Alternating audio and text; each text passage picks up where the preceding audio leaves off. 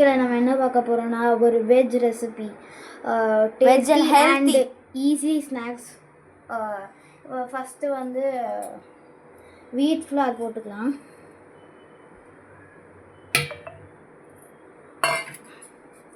அதுக்கப்புறம் உப்பு மிளகாத்தூள் போட்டுக்கலாம். பார்த்து போடணும், கையிலலாம் கொட்டாமல். கையில் உப்பு கொஞ்சம் வச்சுக்கோங்க, ஏன்னா அடுத்த ரெசிபிக்கு கொஞ்சமாவது வேணும், அதனால் கையில் மிக்ஸ் பண்ணிக்கோங்க.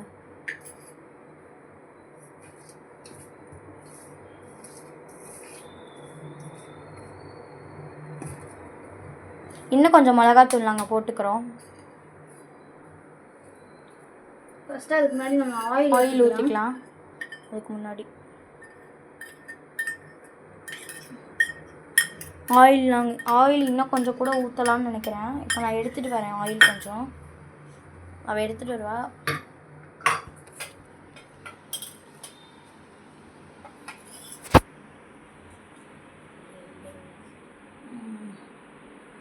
இன்னும் கொஞ்சம் கூட ஊற்றலாம், நிறையவே ஊற்றலாம்.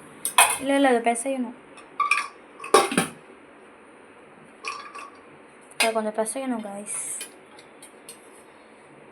இது வந்து குவிக் அண்ட் ஈஸி ஸ்நாக்ஸ் தான், டக்குன்னு பண்ணிடலாம். இது உங்கள் சில்ட்ரன்ஸ்லாம் கொடுத்தீங்கன்னா நல்லா விரும்பி சாப்பிடுவாங்க.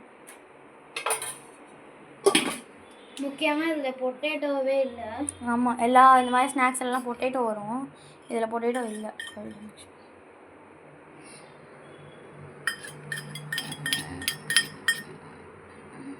அந்த ஸ்பூனை வச்சு கலக்கினதுக்கு இந்த கலர் வந்துடுச்சு.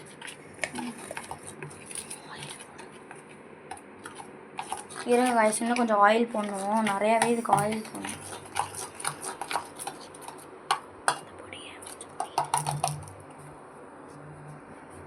இங்கே அவள் ஆயில் எடுக்க போயிருக்கா கைஸ். நாங்கள் ரொம்ப நாள் ஆச்சு வாய்ஸ் ஓவர் கொடுத்தே. இதெல்லாம் இப்போ தான் அதுக்கு டைம் கிடச்சிருக்கு.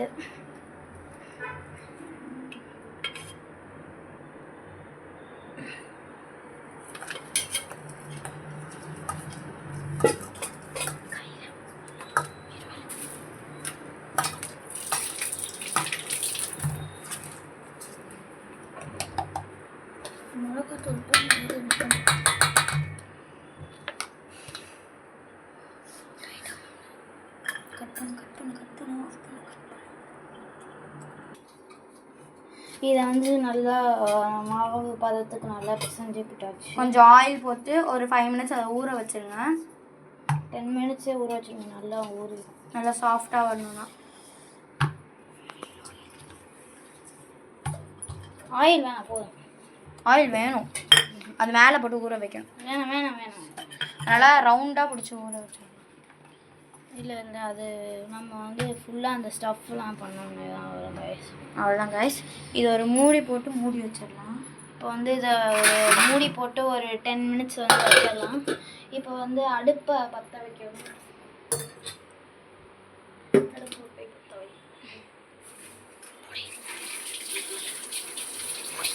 குடி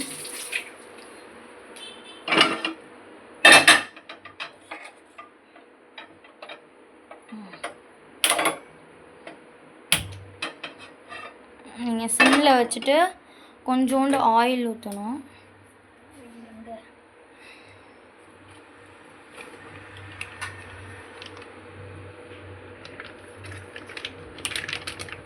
இந்த ஆயில் இல்லை சரி, இதில் ஊற்றுவோம். போதும். அவ்வளோ கரெக்டாக இருக்கும். இவ்வளோண்டு ஊற்றுங்க, இதே கரெக்டாக இருக்கும். இது கொஞ்ச நேரம் நல்லா வந்து ஆஃப் பண்ணிட்டு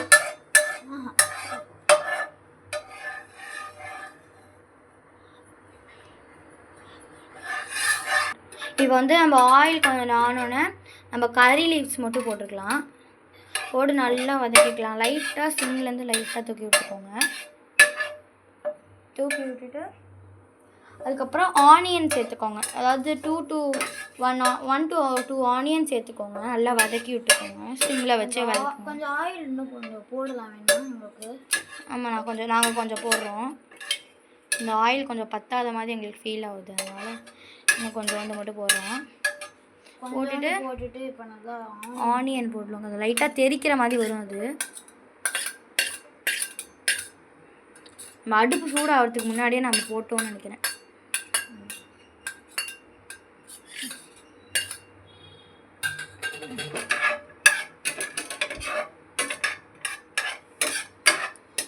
இப்போ வந்து நல்லா லைட்டாக கார்லிக் பேஸ்ட், அதாவது ஜிஞ்சர் கார்லிக் பேஸ்ட், இஞ்சி பூண்டு பேஸ்ட் போட்டுக்கோங்க. கொஞ்சம் ஆனியன் கொஞ்சம் வதக்கிறேன். கோல்டன் ஃப்ரை ஆன உடனே வரைக்கும் நீங்கள் நல்லா இஞ்சி பூண்டு பேஸ்ட் போட்டுட்டு நல்லா அந்த பச்சை வாசனை போகிற வரைக்கும் நல்லா வதக்கிக்கோங்க.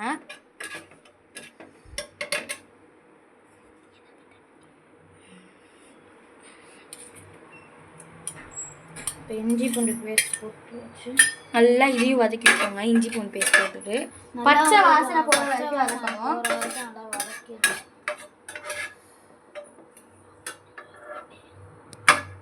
பச்சை வாசனை போயிடுச்சு. இப்போ நம்ம வந்து இது சில்லி பவுடர் சேர்த்துக்கலாம். சில்லி பவுட்ரு, அதுக்கப்புறம் கரம் மசாலா, சிக்கன் மசாலா, அதுக்கப்புறம் இங்கே பாருங்க சால்ட்டு, பெப்பர், இது எல்லாமே சேர்த்து நல்லா ஃப்ரை பண்ணிக்கோங்க.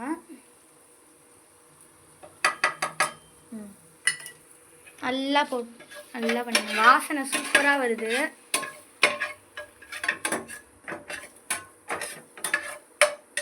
போட்டதுக்கப்புறம்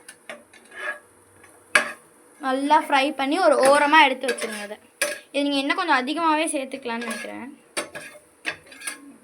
நாங்கள் கொஞ்சம் தான் சேர்த்துருக்கோம், அவ்வளோதான். இது அந்த மாவு எடுத்து வச்சுருந்தோம்ல, அதில் இது வந்து ஸ்டஃப் பண்ணணும். அதை இப்போ வந்து ஸ்டஃப் பண்ணணும். இப்போ நம்ம வந்து கடலை மாவு போட்டுக்கலாம். கடலை மாவு போட்டு நல்லா ஃப்ரை பண்ணிடுங்க. இது healthy snacks, veg healthy snacks. இது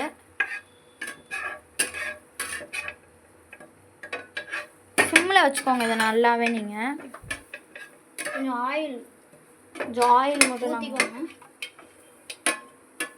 அப்போ நல்லா அந்த மாதிரி வதங்குற மாதிரி போட்டுக்கோங்க.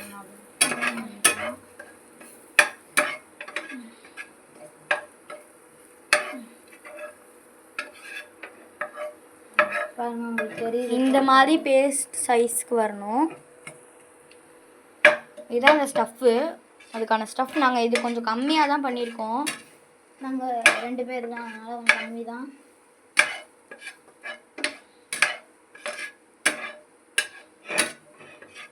ஸ்டாப் பண்ணுறோம். இப்போ வந்து லைட்டாக நம்ம கொத்தமல்லி ஆட் பண்ணிக்கலாம். அது ஃப்ளேவருக்காக. எல்லா டிஷ்லேயுமே கொத்தமல்லி போட்டால் தான் நல்லா ஃப்ளேவர் கொடுக்கும். இந்த டிஷ்ஷுன்னு இல்லை, நெக்ஸ்ட் வீடியோ வரத்துக்கு என்ன பண்ணலான்னு கமெண்ட்டில் சொல்லுங்கள். பாருங்கள், இந்த மாதிரி நல்லா கோல்டன் ப்ரௌன் வரணும் ஆனியன்ஸ்லாம்.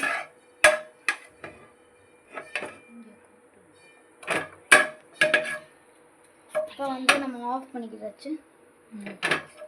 இது கொஞ்சம் நேரம் அது கொஞ்சம் சூடாகிற வரைக்கும் விட்டுருங்க. இப்போ வந்து இதை நம்ம வந்து ஒரு ஓரமாக வச்சிடலாம். இது ஒரு ஓரமாக வச்சுருங்க. அதை அப்படியே வச்சுருங்க கொஞ்சம் நேரம். ஓகே காய்ஸ், இப்போ நம்ம பிசைஞ்சு வச்ச மாவை வந்து நல்லா இப்போ எடுத்து அது கொஞ்சம் நல்லாவே ஊறிடுச்சு. கொஞ்சம் மட்டும் லைட்டாக தண்ணி ஆட் பண்ணிக்கோங்க. லைட்டாக தான் தண்ணி. இப்போ வந்து நல்லா பிசைஞ்சிங்கன்னா நல்லா எல்லாமே ஒட்டி வந்துடும்.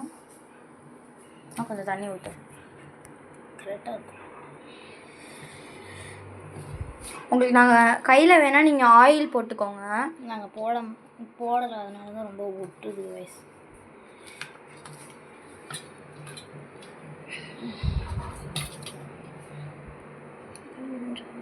லைட்டாக தண்ணி ஊற்றிக்கலாம்.